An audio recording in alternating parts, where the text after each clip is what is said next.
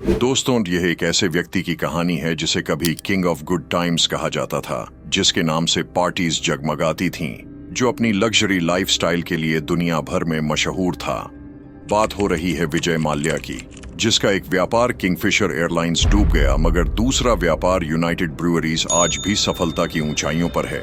तो आखिर माल्या कैसे डूबे, किंगफिशर एयरलाइंस का 9,000 करोड़ का कर्जा कैसे बना और यूनाइटेड ब्रेवरीज कैसे बची रही, आइए समझते हैं।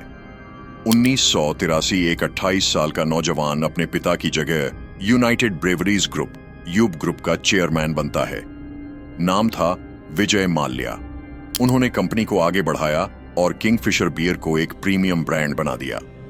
90 के दशक और 2000 के दशक तक यह भारत की सबसे लोकप्रिय बियर बन चुकी थी और 2005 तक यूबी ग्रुप का भारतीय बियर मार्केट में 50% से अधिक हिस्सा था। मगर माल्या सिर्फ बियर टाइकून नहीं बनना चाहते थे, उनका सपना था एक लग्जरी एयरलाइन शुरू करने का। 9 मई 2005 विजय माल्या ने किंगफिशर एयरलाइंस की शुरुआत की, एक ऐसी एयरलाइन जिसमें LCD स्क्रीन्स, गॉरमेट फूड और लग्जरी सीट्स हों। एक इकोनॉमी क्लास यात्री भी उतना ही आरामदायक महसूस करे जितना एक बिजनेस क्लास यात्री। 2008 तक किंगफिशर एयरलाइंस का भारतीय एविएशन मार्केट में 27% हिस्सा था।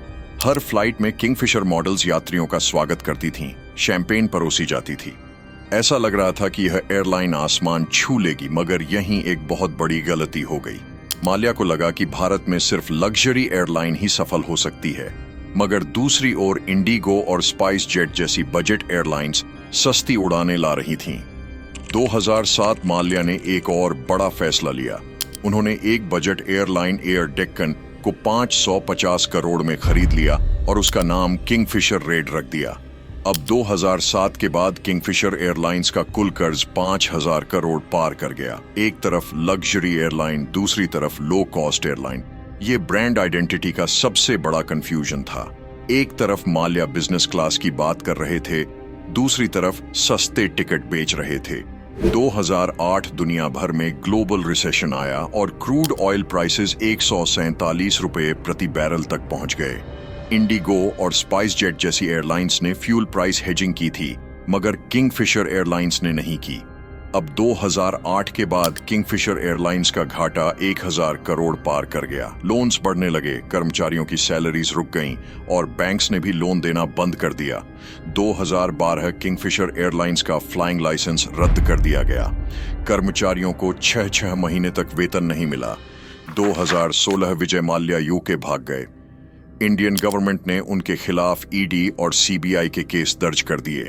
लेकिन एक चमत्कार हुआ, जिस बिजनेस एम्पायर का एक हिस्सा डूब गया, दूसरा हिस्सा और भी मजबूत हो गया। यूनाइटेड ब्रूवरीज एक अलग लीगल एंटिटी थी। उसमें हाइनिकेन जैसे इन्वेस्टर्स थे, जिन्होंने माल्या से नियंत्रण ले लिया और कंपनी को आगे बढ़ाया।